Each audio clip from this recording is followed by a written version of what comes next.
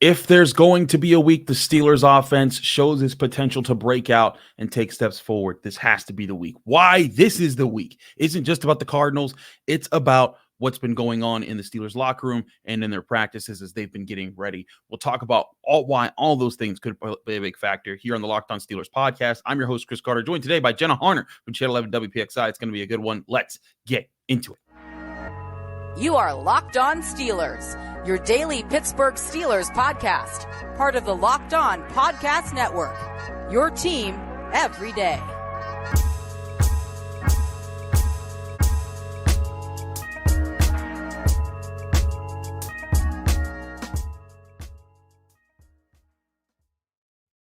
Hello and welcome to the Locked On Steelers podcast. I'm your host, Chris Carter, bringing you your daily dose of all things in the Pittsburgh Steelers. As always, you can find the show on your favorite podcasting app and on YouTube. Like this video if you enjoyed. Subscribe to this YouTube channel to get all of your daily Monday through Friday episodes as well as our bonus content. We thank you for making us your first listen every day because we're your team every day. And today's episode is brought to you by GameTime. Download the GameTime app, create an account, and use code LOCKEDONNFL for $20 off your first purchase. Last minute tickets, lowest price guaranteed. As I said before, we're joined by Jenna Harner of Channel 11 WPXI.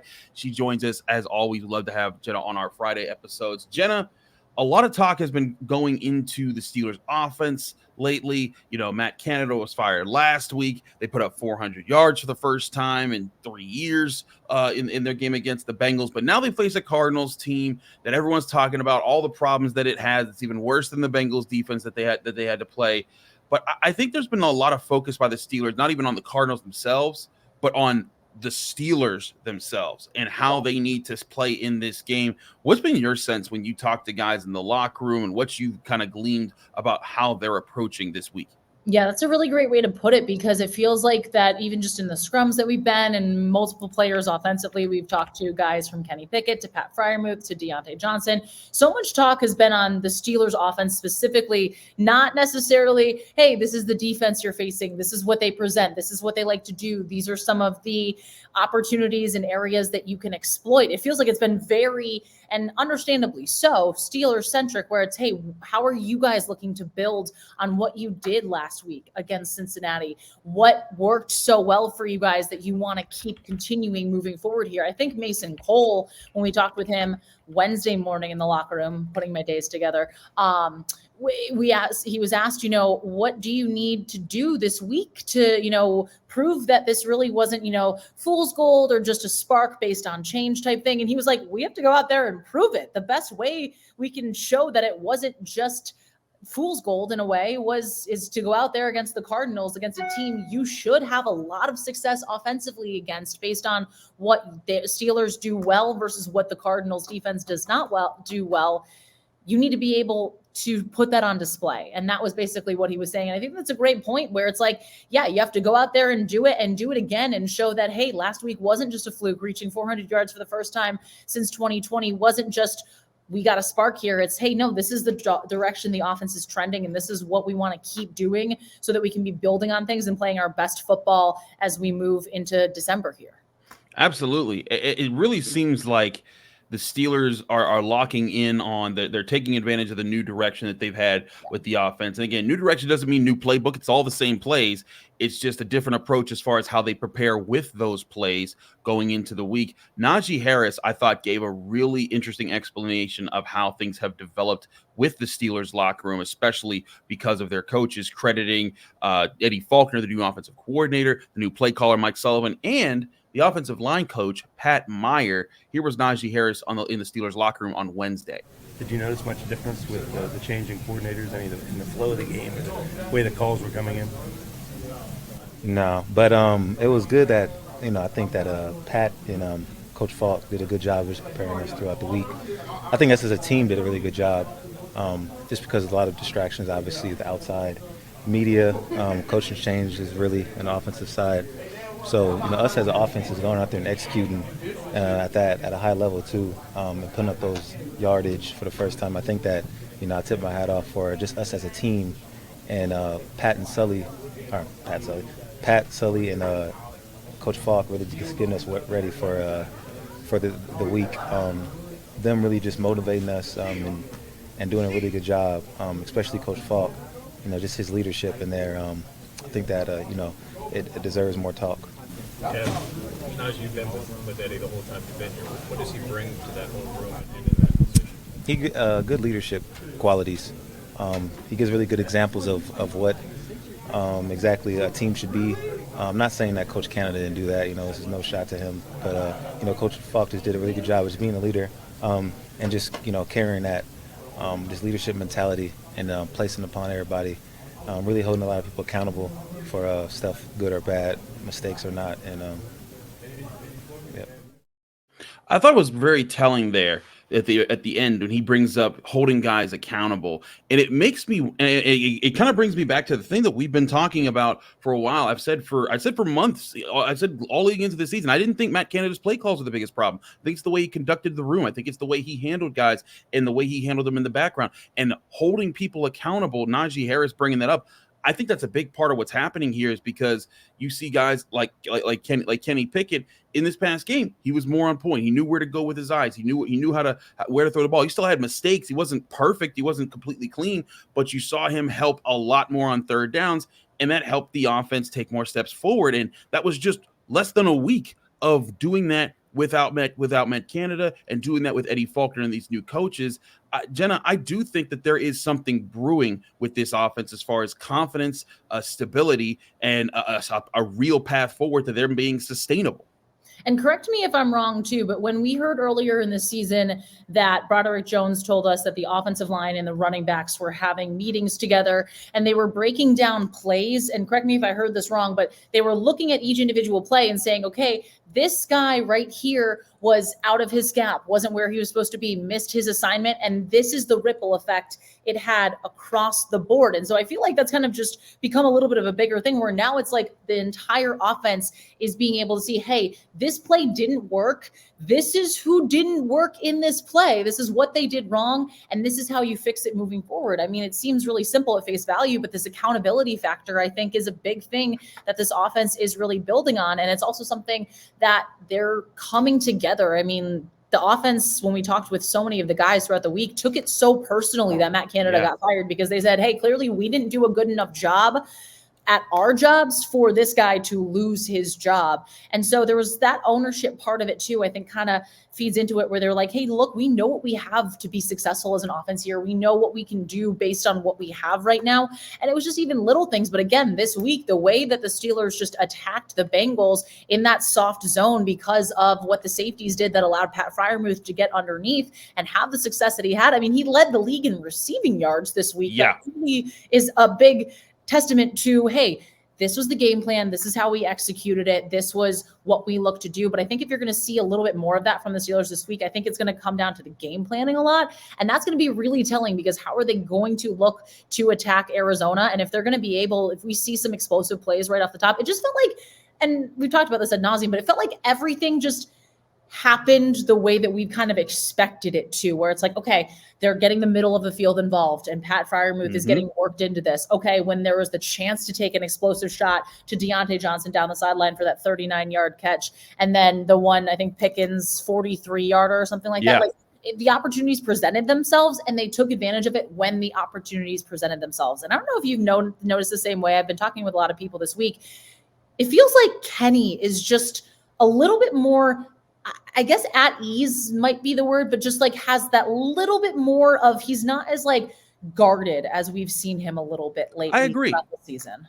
I agree. I felt like just in our scrum with him that we have on Wednesdays every week, I got the sense that like Kenny Pickett, he feels like he has to answer for less. And I think he feels like he's more pointed in what he wants to talk about. Yeah. And there's been times where I think that he's kind of just been like, fielding questions and just kind of reacting. Instead, now he's kind of setting the tone with a lot of his answers instead of kind of answer. And it's also a lot easier to do that after a win when you had a passer rating of 97, and you look better. So that could also play into it. But I do agree that, in that game and in this week's presser, we've seen him be more at ease, look more confident. And at all times, you need your quarterback to have confidence. That's a big part of what's going forward. And I think part of what's helping that is how the weekly plan is being put together, how they're going into their team meetings, how they're executing on the practice field and setting things up for Sunday. We'll get into what we think will happen Sunday, as well as all of the action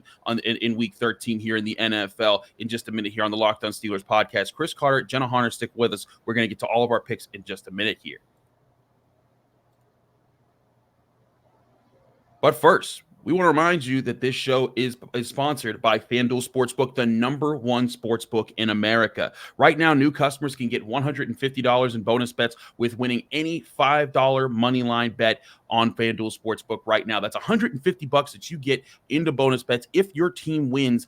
All that has to happen, if you think the Steelers are going to beat the Cardinals, just pick them to win on the money line and put $5 on it, and you've got $150 in bonus bets that you could place on spreads, player props, over-unders, and so many more things. That's why you got to try out FanDuel Sportsbook right now. If you've been thinking about joining FanDuel and you haven't done it, there's no better time to get in on the action. And especially with this week, when you look at the numbers that are provided to the Steelers are just 5.5 point favorites. They're minus 255 on the money line, and the over-under is set at 41.5. Think that you can hit anything there? Go on a FanDuel Sportsbook, the number one sportsbook America today, to take advantage of that. And when you do, go to FanDuel.com/lockedon, and that'll get you all the deals that you want to get with experiencing FanDuel Sportsbook on the rest of the NFL season. And FanDuel, an official partner of the NFL.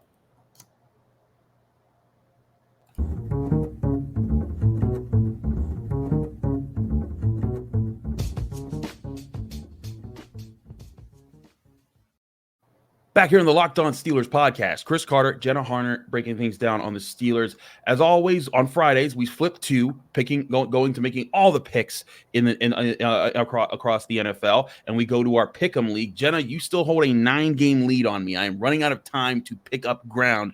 I need to start being aggressive here. So it's getting crazy here. I believe you have a record of 108 wins. No, 117. I have 108. You have 117. So that is the standings right now. But we have a tie for first place right now between Matt W., who's tied Jay Smith, who's been in first place for a while. So it's getting really heated up there with two people at the 123 spots. So shout out to them for joining the Locked On Steelers Pick'em League on ESPN's Pick'em Pigskin Pick'em app, that you can go right into the ESPN app or right on ESPN.com and join us at any point in time just by searching Locked On Steelers Pick'em League. Now, let's get to our picks here. As always, all the odds, lines, and ends that we give you are from FanDuel, America's number one sports book. So let's start right here. Of course, we skip over Thursday Night Football because this is the Friday show. Let's start with a game here that I think in times gone by, this used to be a really big matchup, but it's not anymore. The Chargers at the Patriots. Chargers are 5.5 point favorites. Jenna, I'm taking the Chargers without blinking here. The Patriots are just in a rough state.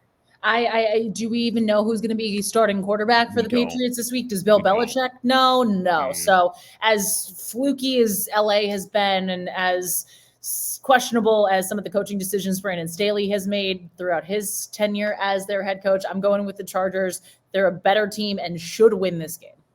This is a sneakily an important game for a lot of people in the AFC coming up here. The Broncos at the Texans both sit at 6-5, hovering around that 7th seed with the Indianapolis Colts. The Texans are 3.5 point favorites at home. The Broncos have been on a tear since they started up 1-5. They've won 5 straight to get to this point. The Texans just lost a close one to the Jaguars. I'm going with the Texans at home, but man, that Broncos team has looked really tough since they've started to figure things out. Yeah, and I mean, it's kind of been fun to kind of watch that turnaround, and almost is like, okay, they don't have to be the butt of all the jokes anymore, but I love the Texans in this game. I think CJ Stroud has just been playing so phenomenally. That team has so much confidence in themselves, and I think too, losing that tough game that they did to the Jags in the fashion that they did, where they had the opportunity to tie to send to overtime, if I remember correctly. Yeah, they had the opportunity to tie with a 58-yard field goal and just missed a little bit wide there. But I love the football that the Texans are playing right now.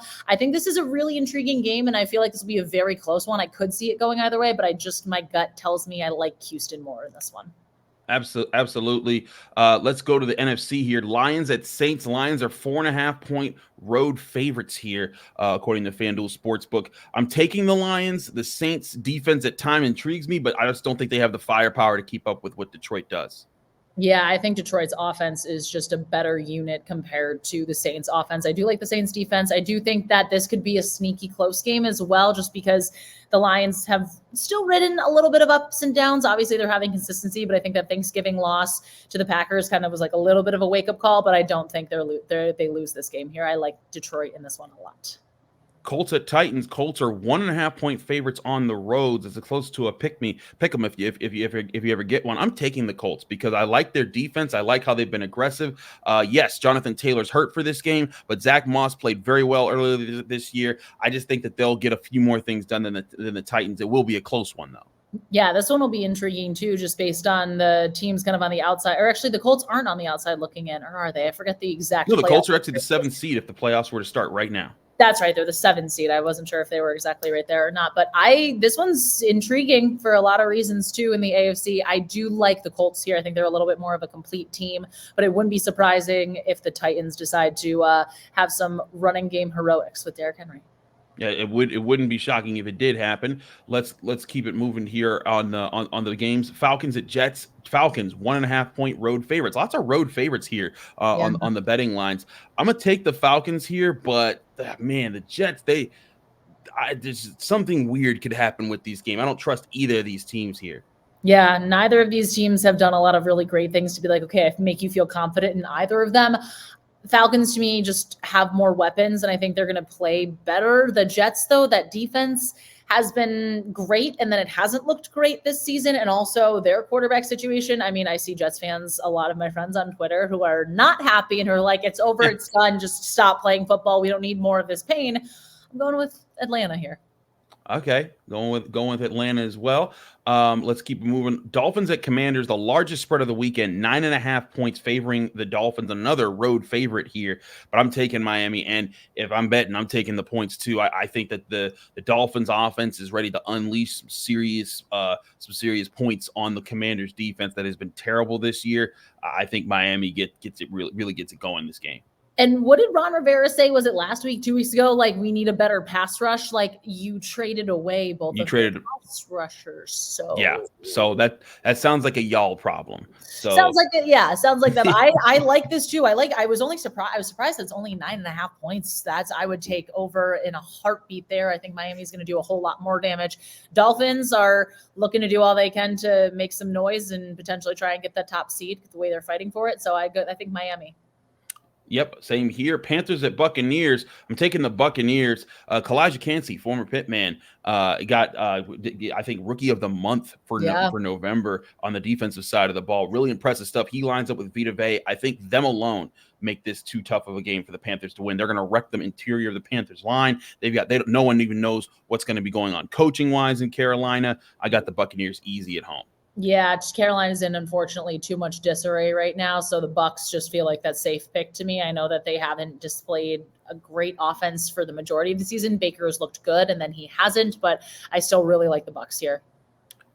Game of the week right here. Niners at Eagles. The Niners, another road favorite. 2.5-point favorites are the 49ers coming into this game. The Eagles have been on a run, and typically you look for the time for runs to end, and the Niners look like a great team to do it. But man, Jenna, I'm taking Philly. I think that they've been fighting through a lot of things. They've been able to create some opportunities. They're at home. That's a big part. If this was in San Fran, I'd be taking the Niners.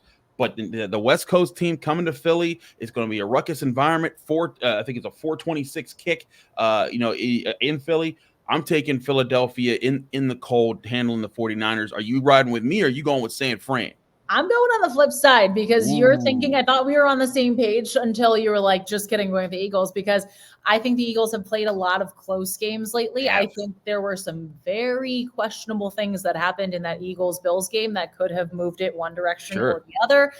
Sometimes you're just lucky. Sometimes the Eagles have found luck. Sometimes the ball just goes your way. So I like San Fran here. I think this is going to be a close matchup. Probably going to be, we're going to see this again for the NFC Championship, maybe, depending on what the Cowboys do, if they make some noise late in the year, in terms of, facing these two teams and how it all shakes out. But yeah, I like San Fran here because I think this is kind of a little bit of a wake-up call for the Eagles. I still think the Eagles are the best team in the NFL, but San Fran is right there, and I think they prove it. This is a game all Steelers fans, I think, will be keeping an eye on in the 4 o'clock hour after their game. The Browns play on the road at the Rams. The Rams are 3.5-point favorites at home. It looks like Joe Flacco is going to start for the Cleveland Browns. How about that storyline against Matt Stafford? What is this, 2012? We look at this. We look at this game here. I'm taking the Rams here, but if the Browns find a way to win, they would be keeping pace with the Steelers should the Steelers beat the Cardinals. And I think that would be something that everyone would be raising their like okay, they're not going away just yet. But I just think West Coast trip, Myles Garrett's been injured. You got Joe Flacco at quarterback. I think that the Rams have been playing better football of late. I think that Los Angeles gets it done. I think so too. They absolutely smoked the Cardinals last week, and I think we know how good Cleveland's defense is. I don't think they light it up nearly that much, but I also think that Aaron Donald getting after Joe Flacco, this will be a fun one. Indeed. Chiefs at Packers, reminiscing back to the very first Super Bowl here. Chiefs are 6.5 favorites, 6 straight up point favorites on FanDuel at the Packers here. I'm riding with the Chiefs, not thinking too much about it, though. I do think Jordan Love could make this a game. If I'm betting, I actually would take the Packers to cover here, but I think that the Chiefs win. I think so too, and also check your reports, but Taylor Swift may be in attendance, so Travis Kelce's bound to have a good day. What am I saying? What am I supposed to say here? When she's there, he plays well. So let's see if that continues. Well, maybe I need to put him on some fantasy lineups or FanDuel sports FanDuel fantasy lineups for my daily fantasy sports or some PrizePicks things there. But let's get into the last pick here. Monday Night Football. It's the Bengals at the Jaguars. Jaguars 8.5-point favorites. I'll take that and the points. I think the Jaguars roll here.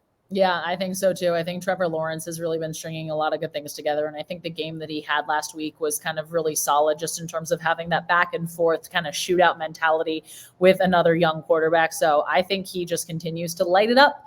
I like the Jags a lot in this one. The Bengals kind of, unfortunately, their season's pretty much done.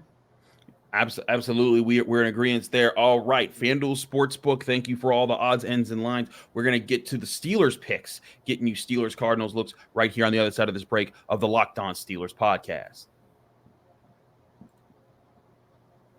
But first, I want to remind you this show is also brought to you by GameTime. GameTime is the app that you can download right to your phone right now and buy tickets for any event that you got coming up, whether it's sports, music, comedy, theater, anything near you. GameTime can help you find the best deals, even on last-minute tickets, or even if you're running late to the event, up to an hour after the event, to find the best price out there. Don't look for the scalpers on the street. Look to your phone for the GameTime app. That's where you're going to find the best answers, because not only will you see the best prices, but you're going to see the views from the seats to know that you're not getting scammed out of your money for last minute tickets, because how many times has that happened to you over the years? That's why you got to have GameTime. They have exclusive flash deals on tickets for anything: football games, basketball games, hockey games, concerts, comedy, theater, so many different things. That's why GameTime is the best app that you got to download right now, or go to their website, gametime.co. Also, when you get those exclusive flash deals, GameTime has a best price guarantee that can't be beat, because if you find tickets in the same section and row for less somewhere else, GameTime will credit you 110% of the difference. Snag the tickets without the stress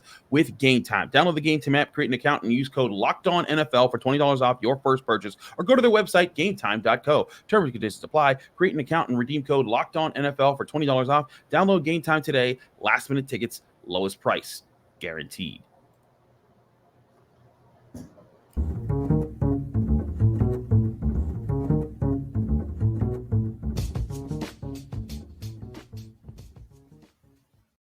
Back here on the Locked On Steelers podcast, I'm your host, Chris Carter, here with Jenna Harner of Channel 11 WPXI.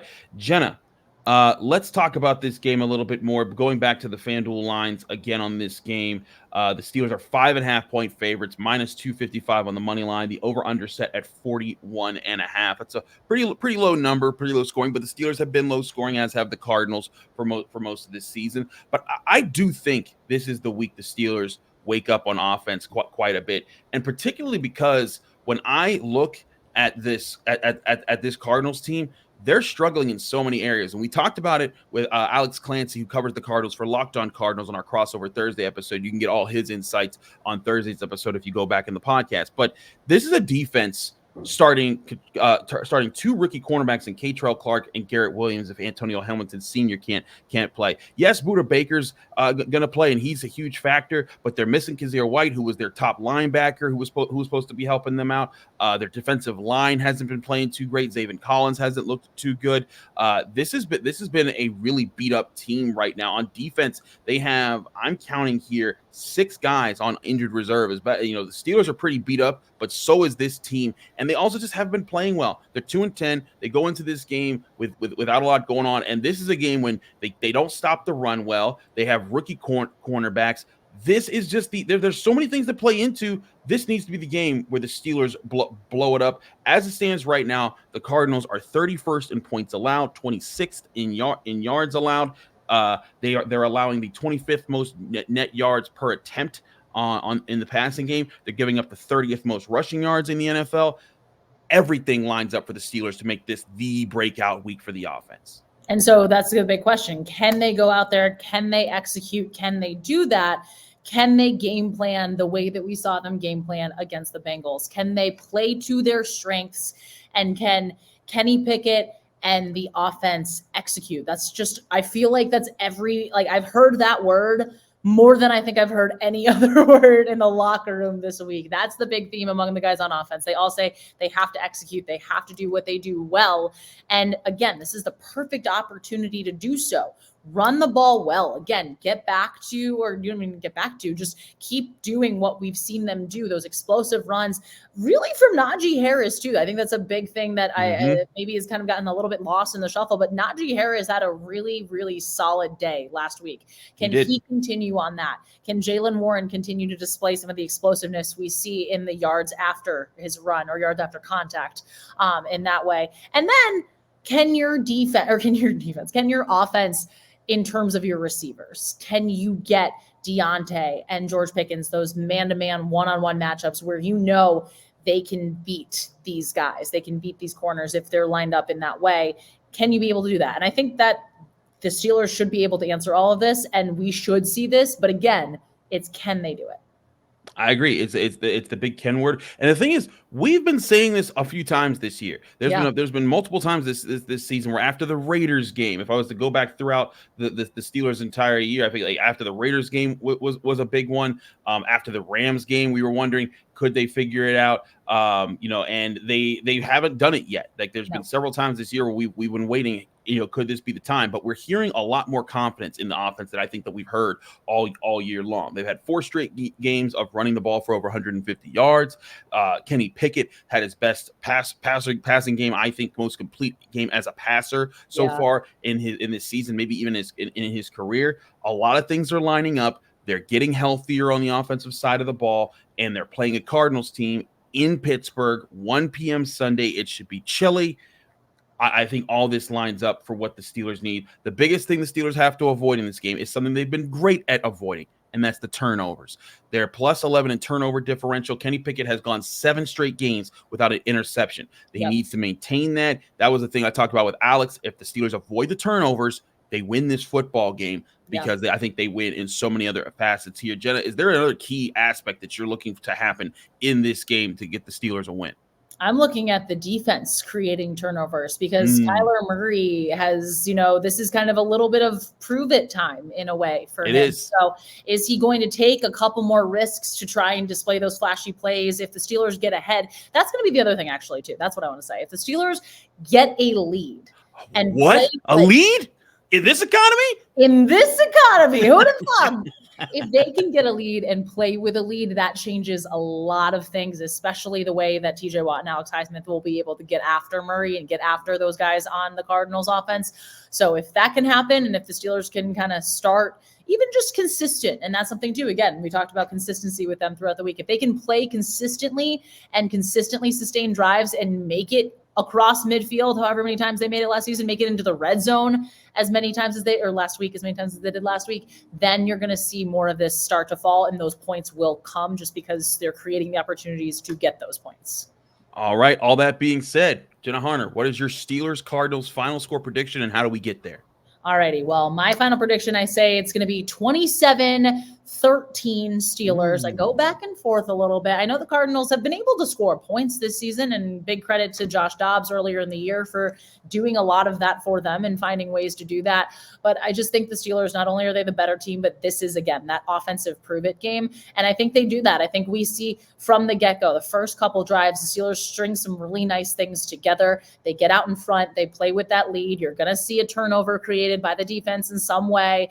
And something to kind of keep an eye on too, Mike Tomlin sounded very optimistic about Minkah Fitzpatrick. We're recording this on Thursday. He's practiced in full both Wednesday and Thursday. So keep an eye out for today's final injury report. But if he's full go, if he doesn't have any injury designations, which it seems to be trending in that direction, he's going to be a huge asset to have back there as well. They're going to get back to the defensive, schematics, that the way that they play, and having Minkah back there doing what he does so well. So I think there's some turnovers. I think the offense plays with a lead. And I think that this is a game Steelers fans have been waiting for, where you don't have to be clutching your chair the entire game.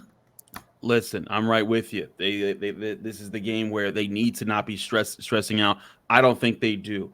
I gave a different prediction on the North Shore Drive podcast on Friday because we recorded it a little bit before this, and I've had more time to kind of go over matchups and things.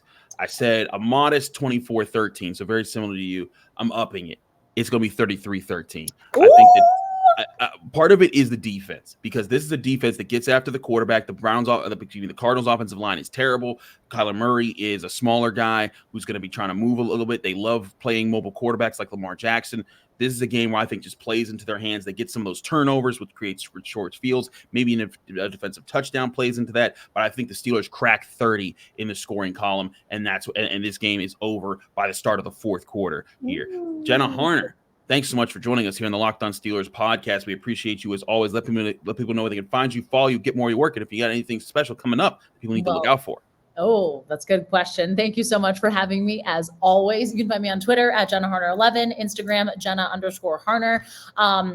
People locally in Pittsburgh who get Pittsburgh television stations, the Thursday night game against the Patriots, you do not have to have Amazon Prime. You do not have to deal with streaming issues. Just tune in to Channel 11, WPXI. And actually, as Chris and I are recording this earlier in the day, I sat down with TJ Watt one-on-one and talked with the Defensive Player of the Year, All-Star, linebacker, face of the league. You can call him so many incredible things, just kind of about what he's done and everything he's done this season. He just showed so much humility, and he is just such a phenomenal guy to talk to. So definitely stay tuned for that. We'll have stories kind of leading up through the week. And of course, our pregame show on Thursday, you'll have the full story with talking with TJ Watt about the stellar season he continues to have. Absolutely. Get all that at Channel 11. Jenna Harner, thank you so much. Thank you so much for tuning into us here on the Locked On Steelers podcast. We're here every Monday through Friday, sometimes with bonus episodes on weekends on your favorite podcasting app and on YouTube. I'm Chris Carter. Follow me on Twitter and Instagram at Carter Critiques. Read my work at the Pittsburgh Post-Gazette, post-gazette.com. Thanks again, everybody. I'll see you Sunday. I'm going to have a bit of a complication. I won't be at the Steelers game. I'll be covering Pitt basketball at the Peterson Event Center, but I will be giving my thoughts in the game as well as I can. But you still will get a Sunday evening show and a Monday morning show on the Locked On Steelers podcast, because we grind over here on the Locked On Steelers podcast. Thanks again, everybody. See you Sunday night after the Steelers game.